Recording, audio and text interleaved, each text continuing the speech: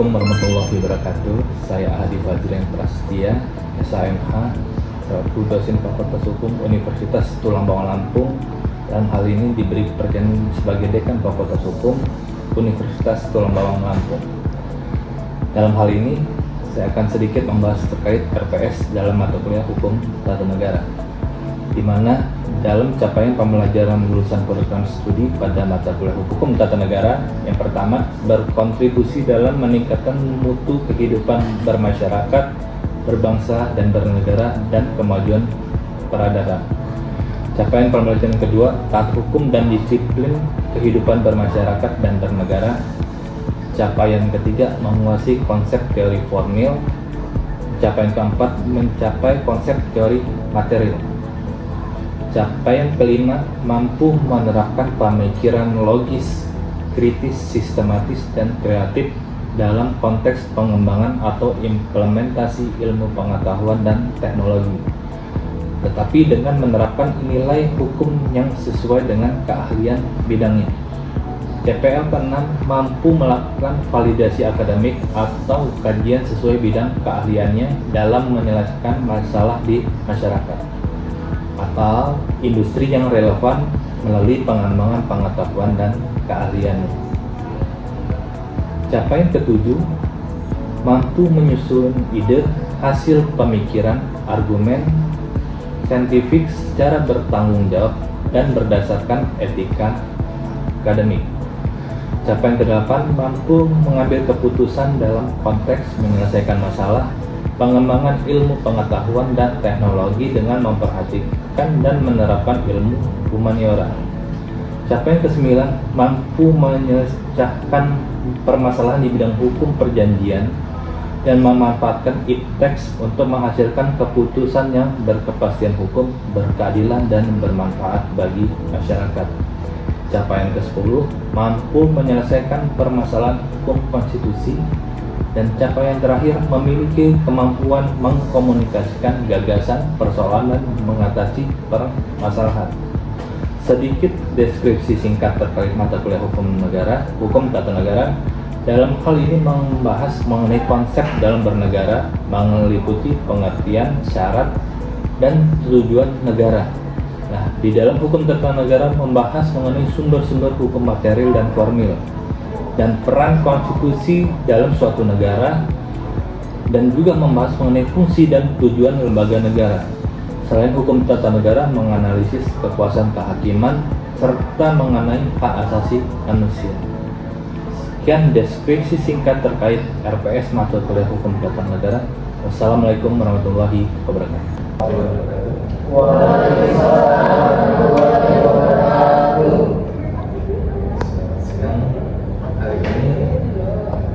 Pertemuan pertama kita mata kuliah Hukum Tata Negara. Sebelum saya kasih teori dulu, saya ingin mengatakan dulu perkenalan terkait RPS-nya dulu seperti apa, baru kita masuk ke teori. Sambil berjalan absennya di sini dana di kertas ya.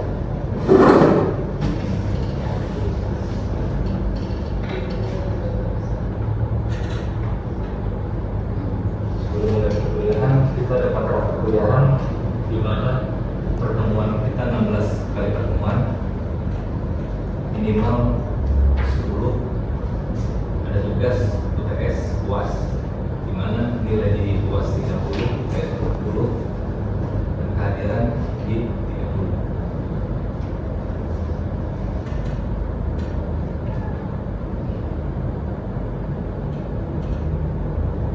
Terkait RPS-nya, apa sih yang bakal dipelajari dalam mata kuliah Hukum Tata Negara ini? Sampai nanti apa capaian kalian yang kalian dapatkan dalam mempelajari teori dalam mata kuliah Hukum Tata Negara? Di slide bisa dilihat capaian pembelajarannya.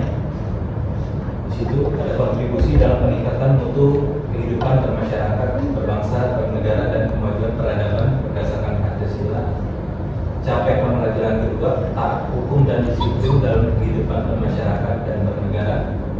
3. Menguasai konsep teori hukum, formil maupun material. di CPL kelima mampu menerapkan pemikiran logis, kritis, sistematis, dan kreatif dalam konsep pengembangan atau implementasi ilmu pengetahuan dan teknologi yang memperhatikan dan menerapkan nilai hukum yang sesuai dalam bidang keahliannya melalui pengembangan pengetahuan dan keahliannya. Ketujuh, mampu menyusun ide, hasil pemikiran, argumen, saintifik secara bertanggung jawab dan berdasarkan etika akademik.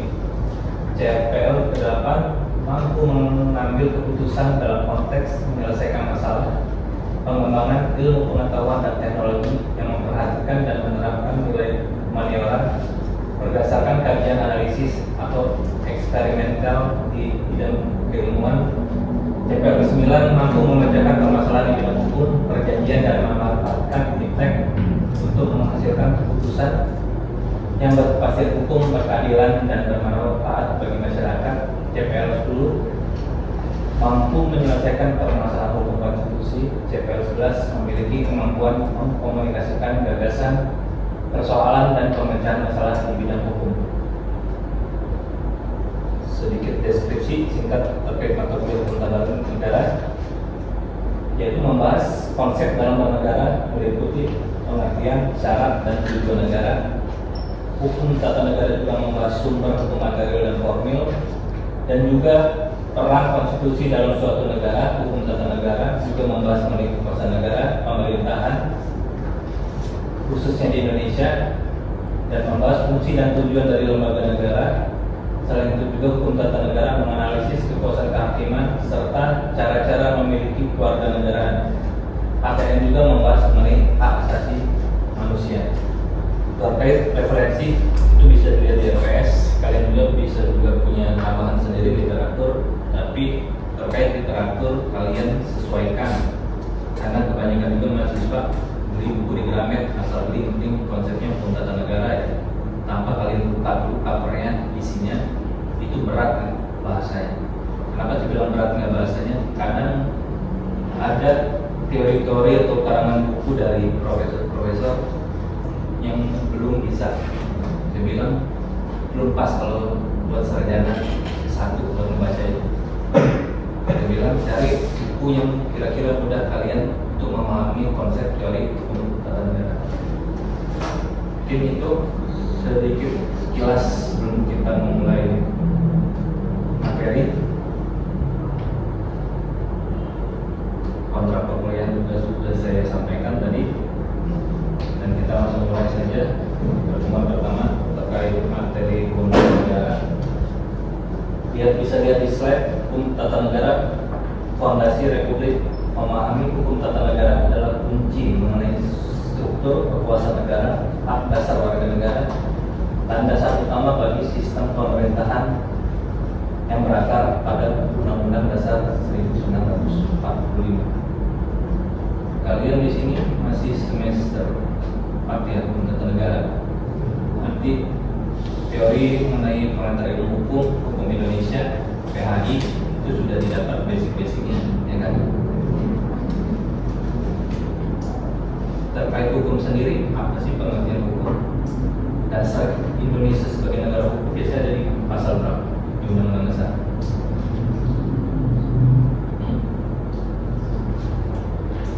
Ingat nggak? Coba yang bisa ini sudah semester sekian masih lupa. Indonesia di negara hukum di Undang-Undang Dasar pasal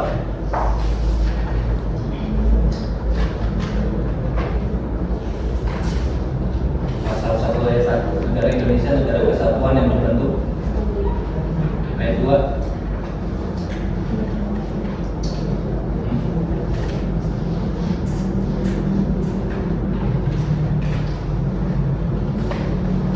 Ayat 2 nya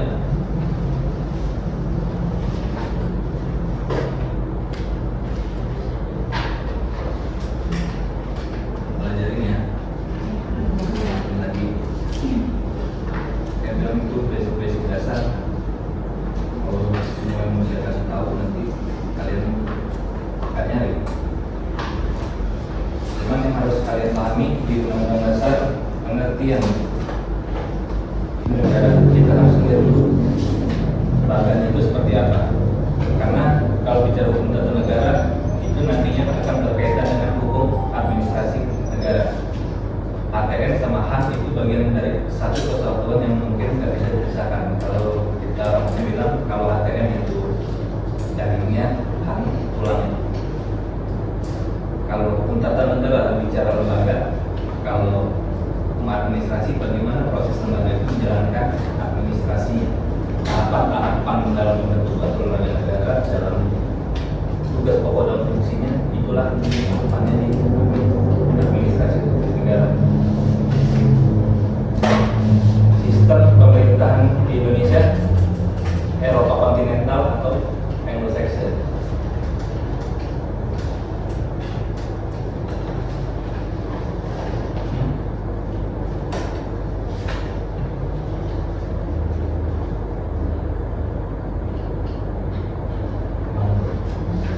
Sebelum masuk ke ruang lingkup dan peran penting dalam hukum tata negara, Indonesia sendiri atau apa? Eropa atau Amerika? Kenapa Eropa?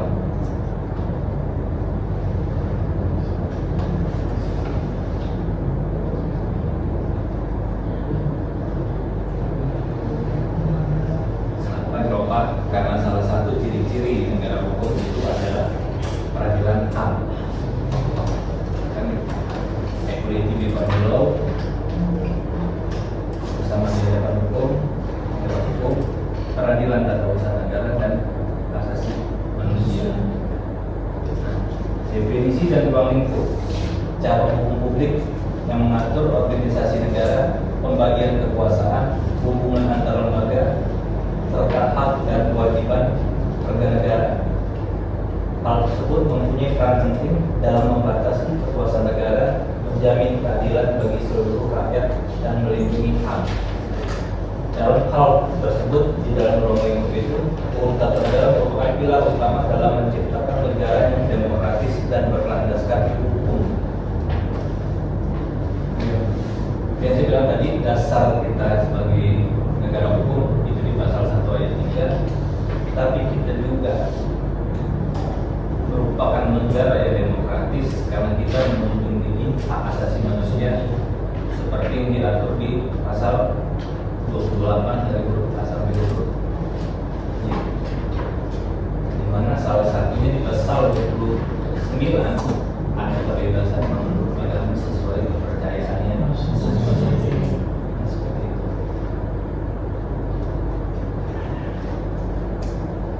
Yang keempat,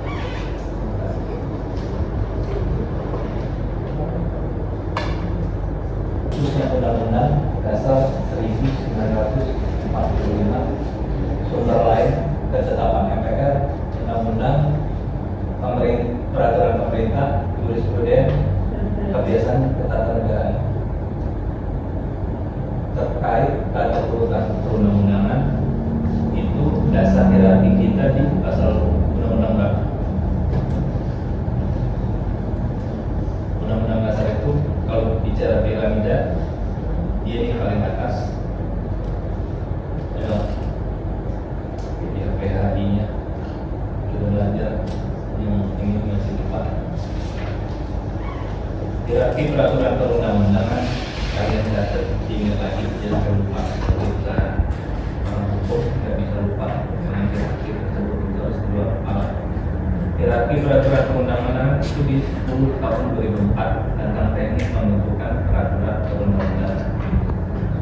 Revisi lagi jadi 12 tahun 2011 tentang teknik pembentukan peraturan perundang-undangan. Apa beda 10 2004 sama 12 2011? Bedanya keluarnya undang-undang desa. Desa mempunyai wewenang otonomi sendiri yang tadinya di bawah peraturan kabupaten kota. Di dalam hierarki di peraturan yang paling bawah itu ada peraturan kabupaten kota. Tapi dengan munculnya Undang-Undang 12 2011, Undang-Undang Desa diberi kewenangan sendiri, otonomi sendiri. Muncullah Undang-Undang Nomor 6 Tahun 2014 tentang desa. Jadi Undang-Undang Desa dia berdiri sendiri di luar hierarki. Nah, selain itu revisi lagi di 12 2011 jadi 15 tahun 2019. sampai akhirnya di Undang-Undang Nomor 1 Tahun 2023. Benar nggak? Yang benar apa? Ada yang salah?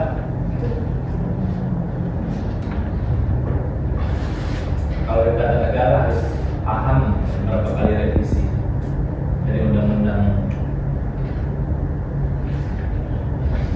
Makanya kalau di Fakultas Hukum yang masuk tata negara dikit, karena harus paham hierarkinya. Banyak ada senior kalian masuknya pidana, perdata, masuk ATM nggak ada. Karena ya itu harus paham strukturnya.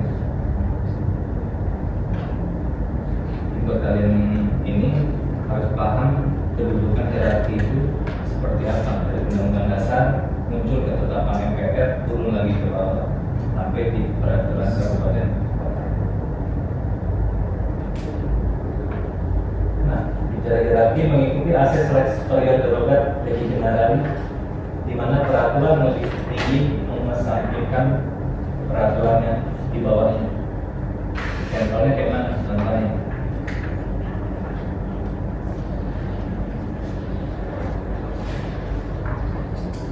spesialis derogat di generali, spesialis derogat di inferiori, kalau gitu.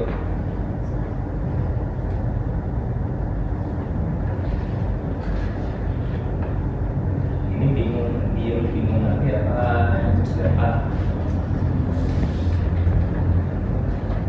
Sambil kalian juga baca buku ya, dalam proses itu cuma masih teori, kalian aplikasiin. Kalau kalian cuma dari dosen, keluar dari pintu kelas, apa lagi? Jadi mahasiswa juga praktik belajar apa sih peraturan itu. Di pertemuan selanjutnya kalian bisa jawab apa yang belum tadi bisa jawab. Yang pertama terkait Undang-Undang Dasar pasal 1 ayat 1, 2, 3 asas spesialis, terus selesai ada 4. Coba di termasuk di asas hukum pidana belum direktur melakukan nasihat pragia lagi final. Selanjutnya unsur-unsur dan bentuk negara. Sebuah negara harus memiliki 4 unsur pokok untuk diakui secara sah, dan Indonesia memiliki ciri khas dalam bentuk dan sistem pemerintahan.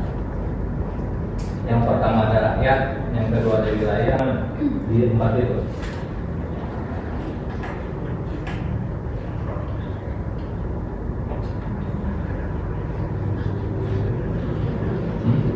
Dari 4 ayat itu yang dari faktor yang mana?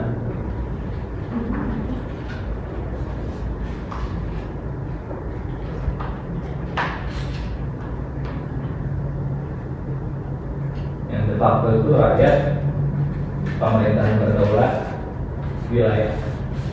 Benar nggak? Benar nggak? Apa yang salah? Baca juga kan nggak selalu benar. Enggak. Kalau dia bohong gimana? Kalau jujur pengakuan dari negara lain. Kalau 3 itu aja ada, tapi 1 nggak ada pengakuan, kita belum bisa merdeka. Jadi 4 itu satu kesatuan negara.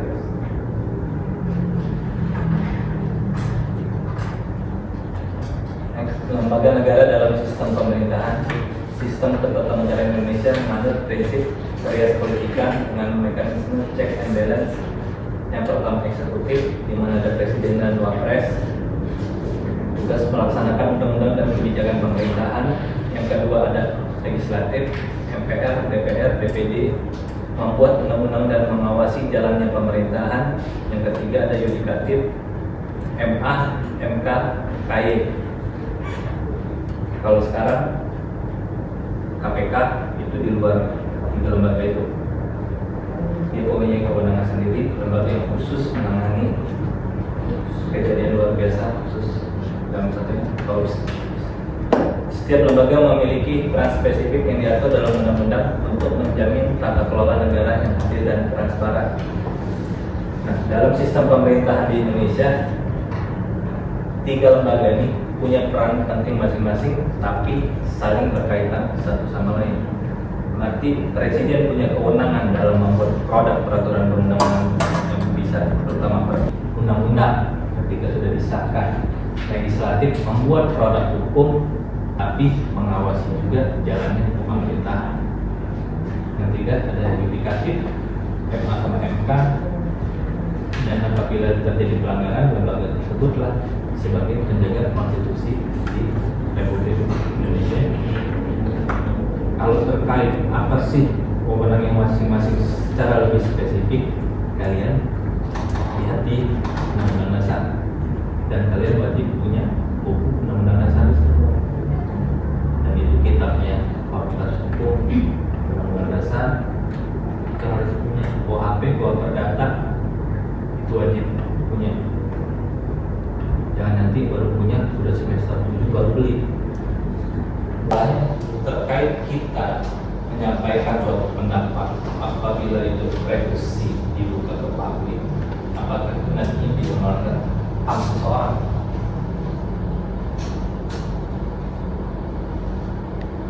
Bisa nggak kira-kira? Contoh kasus Angelina Sondang pada waktu itu, hak privasinya bisa dibuka ke publik, dalam arti Angelina Sondang bisa bebas, dan arti sempat lepas dari jerat hukuman karena salah satu penyidiknya teman dekat Angelina Sondang. Sampai percakapannya, hal privasinya, pribadinya, komunikasi sama penyidik itu diekspos di media. Kalau bicara HAM, itu terkait kalian chat pribadi kalian, itu tidak berhak orang lain tahu, apalagi itu urusan penyidikan juga, selagi itu tidak ada terkait dengan tindak pidana atau apa. Tapi apabila terbongkar, kita sebagai warga negara bisa menuntut itu, karena tidak ada kaitannya dengan kriminal. Kadang orang kita mungkin banyak yang canggih, sistem batas meretas, jadi bisa ke blow up publik. Lagi sekarang lagi medsos, sekarang sudah ada TikTok segala macam. Tapi kalau ada sesuatu yang rahasia, juga jangan pernah disimpan di handphone, karena suatu saat pun ketika misalnya kita go publik jadi pejabat segala macam, bisa sesuatu hal yang kita buat di masa lalu itu bisa ekspos dibuka sama lawan kita, musuh kita sendiri. Karena musuh kita sendiri sama teman sekeliling kita, bukan orang lain. Jadi orang yang teman-teman kita nggak biasa jauh sama kita, itu bukan musuh, karena yang bisa menjaga kita sekeliling kita sendiri, karena dia tahu persis apa pribadi kita. Perubahan konstitusi dalam pembentukan undang-undang, prosedur menjaga supremasi konstitusi, mengukuhkan negara hukum, dan memberikan perlindungan HAM bagi keluar.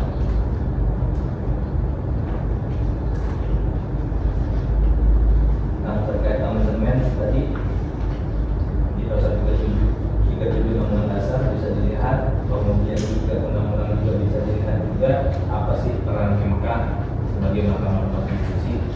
Tapi juga waktu itu juga pernah ada kasih tegang waktu zamannya Prof. Bagirmanan dan Prof. sama KY, karena KY meriksa cenderung pada waktu itu ada kasus hakim Mahkamah Agung itu cenderung lebih ada indikasi penyalahgunaan wewenang lebih ke korupsi.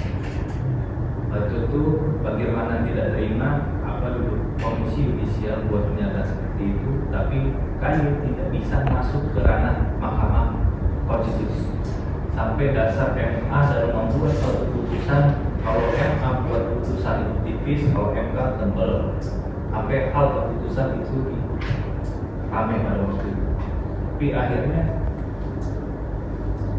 balas balik, terjadi keributan antar dua lembaga negara, akhirnya ujungnya clear karena KY waktu itu memberikan suatu pernyataan tanpa ada dasar atau sumber hukum yang jelas. Nah, jadi Jadi dalam hal itu kalian sebagai sarjana hukum nantinya yang nanti yang bakal terpraktek di lapangan harus menguasai dasar-dasar itu. Dan kita orang hukum tidak bisa juga asal jawab tanpa dasar. Berbeda dengan kesehatan, beda dengan yang lain. Kalau kayak fisik misalkan buat produk, sosialisasi dulu baru buat produk. Kalau kita buat aturan dulu baru sosialisasi. Tapi ketika peraturan itu dibuat, itu sudah sah untuk mengikat seluruh masyarakat, walaupun tanpa disosialisasikan. Mungkin seperti itu pertemuan kita pada hari ini. Ada sesi tanya jawab yang mau ditanyain.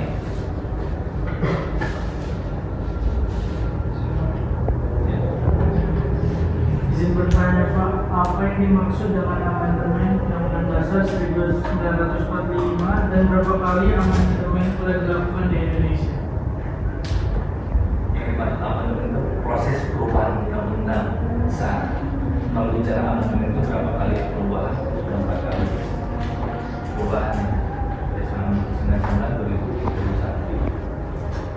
Seperti itu. Cuman sampai sekarang juga kita belum ada lagi amandemen lagi.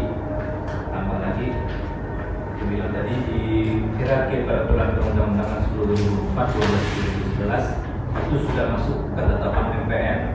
Yang tadinya di 10 2004 ketetapan MPR itu dihilangkan, masuk di 2011 Undang-Undang Dasar nomor di atas, baru turunnya ketetapan MPR.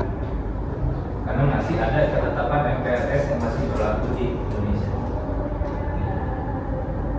Yang lain ada yang mau tanya? Sejauh mana peran DPR dalam fungsi pengawasan terhadap kekuatan eksekutif? Sejauh mana peran DPR? Kalau sejauh mana peran DPR kan kalian bisa lihat di Undang-Undang Dasar. Peran DPR itu sebagai social control akan suatu kebijakan pemerintah. Dan apabila ada kebijakan pemerintah di luar wewenangnya atau tidak pro ke masyarakat, DPR bisa mengkritik atau menegur pemerintah dengan memanggil stakeholder yang terkait untuk dipanggil di DPR itu, diminta keterangannya terkait apa sih produk ini atau pro. Nah, nanti dalam membuat undang-undang sekarang itu nggak bisa langsung buat-buat. Kalau di Undang-Undang 10 2004 itu bisa kita buat undang-undang dasar sesuai selera. Dalam arti, kalau kita punya wewenang, saya mau buat undang-undang ini aja deh, misalkan. Tapi sekarang nggak bisa. Munculnya Undang-Undang 12 2011 mewajibkan sebelum jadinya undang-undang kita harus punya naskah akademik. Naskah akademik itu isinya filosofi, sosiologi, yuridis. Kalau nggak ada di dalam dasarnya itu, undang-undang itu nggak bisa dibuat. Karena di dalam membuat suatu produk itu dilihat tuh landasan filosofisnya, sejarahnya seperti apa, efek di sosialnya seperti apa, ada manfaat nggak buat masyarakat. Kalau nggak ada manfaat, nggak bisa jadi produk. Seperti itu. Yang lain? Ya, Pak. Saya mau nanya Pak, bagaimana tata kelola pemerintahan di Indonesia? Tata kelolanya kayak mana? Iya. Tata kelola yang dimaksudnya kayak mana? Tata kelola pemerintahan di Indonesia itu kayak mana sih, Pak? Kalau bicara tata kelola kan tadi itu gunanya trias politika kan, teori ekonomis. Trias politika itu ada eksekutif, legislatif, yudikatif, dan tiga ini saling mengontrol. Tata kelolanya sih ketika eksekutif buat kebijakan, legislatif kontrol, hingga apakah sinkron nggak dengan kebutuhan yang ada. Apalagi kita sekarang mau katanya menuju Indonesia emas segala macam, itu kan harus RPJMD-nya itu harus berjalan. Rancangan pembangunan jangka menengah daerah nasional itu kan harus ada progres. Gak bisa kita buat sesuatu terus lompat-lompat. Jadi tata kelola itu terstruktur semua, nanti tergambar di RPJMD, RPJM nasional, rencana pembangunan jangka menengah daerah dan nasional, seperti itu. Kalau terkait prakteknya, dia lagi ntar di aplikasinya penerapan suatu produk itu kira-kira sinkron nggak? Cuma kalau dari suatu produk bisa merangkul semuanya atau apa itu nggak mungkin. Karena pasti ada perbedaan, beda pendapat, beda penafsiran apakah produk ini seperti itu atau enggak, bermanfaat atau enggak. Seperti saya bilang, pembangunan IKN orang berbeda-beda kan. Ada yang di Jakarta sudah waktunya pindah ke Kalimantan sana, tapi ada enggak itu ngabisin duit. Terus sekarang kalau menghubungkan program Watersi yang menghubungkan Selat Sunda sama itu, ya udah terserah pemerintah lah mau apa kan. Walaupun bicara itu ngabisin semua anggaran juga, terutama itu duit utang ya kan, beban negara juga. Memang itulah, jadi semua itu harus masuk di RPJM ini. Yang lain? Cukup. Nah, selain itu terakhir yang saya tutup, apa sih manfaat dari perkuliahan hari ini dalam pertemuan pertama terkait apa itu hukum tata negara? Itu kalian harus bisa melihat tata urutan yang paling penting, basic di dalam hukum tata negara itu harus pelajari undang-undang itu. Berapa kali sih undang-undang terkait teknik pembentukan peraturan perundang-undangan itu berubah? Bilang tadi udah 4 kali kan, 10/2004 itu masih zaman saya kuliah S1. Saya baru selesai S2 itu baru berubah jadi 12/2011, 15/2019, 1/2022. Saya nggak tahu lagi kalau mau berubah lagi kalau apa kan. Itulah yang menyesuaikan dengan keadaan sekitar. Apakah itu harus berubah atau tidak? Terutama yang paling penting capaian pelajaran hari ini, output yang saya sampaikan pada sini, kalian harus tahu tata urutan hierarki. Karena hierarki itu akan ada yang berubah. Berubah itu cuma baru sekali, yang muncul 2012 tahun 2011, masuknya ketetapan MPR di urutan nomor kedua, hierarki peraturan perundang-undangan. Ini tuh absen nanti dikumpul, harap di pertemuan kedua kalian lebih aktif lagi. Saya juga nggak mau menonton juga, saya lebih suka diskusi, lalu lebih interaktif lagi dibanding teori. Karena yang kalian butuhkan nantinya aplikasi di lapangan, bukan sekedar teori aja. Karena praktek teori sama di lapangan nanti berbeda, jauh berbeda. Seperti itu. Oke, saya akhiri pertemuan pada hari ini. Kita akan berkumpul. Assalamualaikum warahmatullahi wabarakatuh.